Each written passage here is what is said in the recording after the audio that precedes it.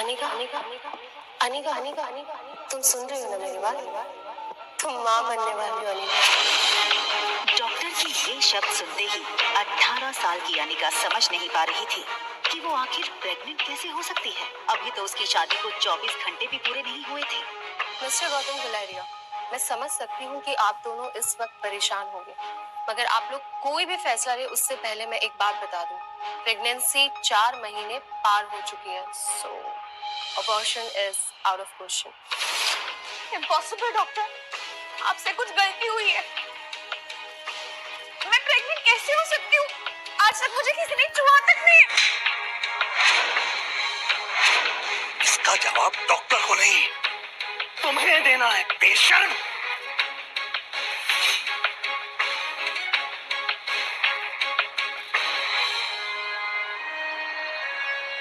अक्सर कार की back seat पर बैठने वाले गौतम आज अनिका को पीछे बैठाकर खुद ड्राइवर के साथ वाली सीट पर बैठ गए थे, मानो ऐसा करके वो अनिका को अपनी नाराजगी जता रही हो। अनिका जानती थी कि एक बेटी होने के नाते आज उसने अपने पिता को दुनिया का सबसे बड़ा दुख दिया था, एक बिन ब्याही माँ बनकर। इतना दुख उन्हें अनिका की माँ के गुजरने पर भी नहीं हुआ होगा। अनिका को ऐसा लग रहा था मानो आज मनाली का हर इंसान उसे सवालिया नजरों से बस एक ही सवाल पूछ रहा हो कि कौन है इस बच्ची का बाप। लेकिन इसका जवाब तो अनिका के पास भी नहीं था। गुलेरिया हाउस ब्रिटिश के जमाने का मकान था।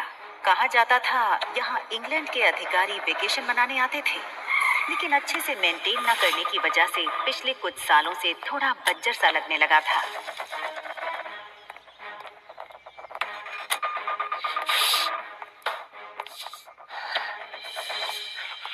अनिका कमजोर शरीर और भारी कदमों से गौतम के पीछे पीछे घर में दाखिल हुई।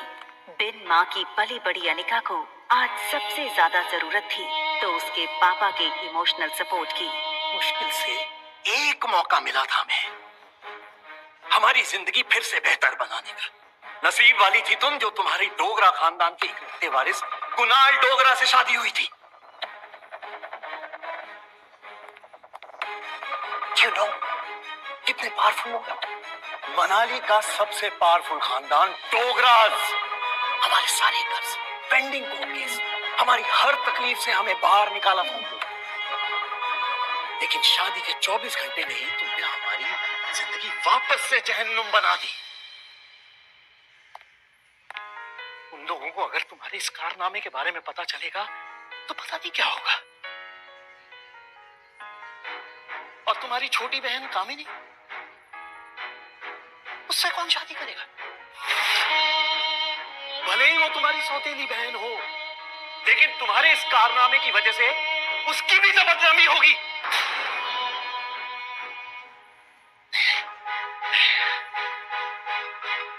जब तक ये मामला खत्म नहीं हो जाता मैं कामिनी को और तुम्हारी मां मनीषा उसके भाई के घर भेज दूंगा।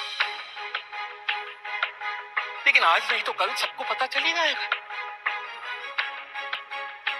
आज तुम भी अपनी मां के साथ ही। अनिका वो सुन चुकी थी जो गौतम कहते कहते रुक गया था। अगले दिन सुबह गौतम ने घर में लगे सारे सीसीटीवी के पिछले 5 महीने की फुटेज को खंगाला और बारीकी से देखने के बाद वो हैरान रह गया था कि पिछले 5 महीनों से छोटी मोटी बीमारी के चलते अनिका घर के बाहर कहीं गई ही नहीं थी। ये देखकर गौतम का गुस्सा अब आश्चर्य में बदल गया। उसे इतना तो समझ आ गया था कि कहीं कुछ तो गड़बड़ थी। जल्द ही अनिका की देखभाल के लिए एक नर्स रखी गई। लगातार देखभाल और दवाइयों से अनिका की सेहत में काफी सुधार आया।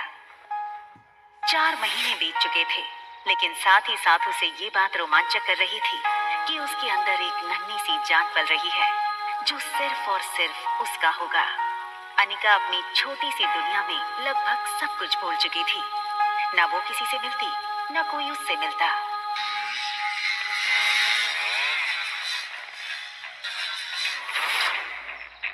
अनिका ने जैसे ही लड़की को देखा, उसकी धड़कन मानो डर और टेंशन से तेज हो गई।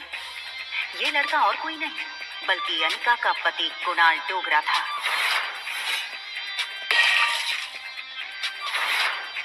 कुणाल की शादी अनिका से भले ही उसकी मर्जी के खिलाफ करवाई गई थी, लेकिन अपनी बीवी की कोख में किसी और का बच्चा देखना कोई भी मर्द बर्दाश्त नहीं कर पाए।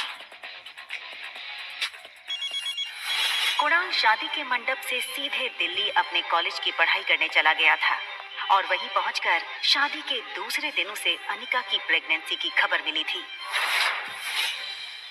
अरे कुणाल बेटा, आज अचानक से तुमने फोन किया कि तुम आ रहे हो।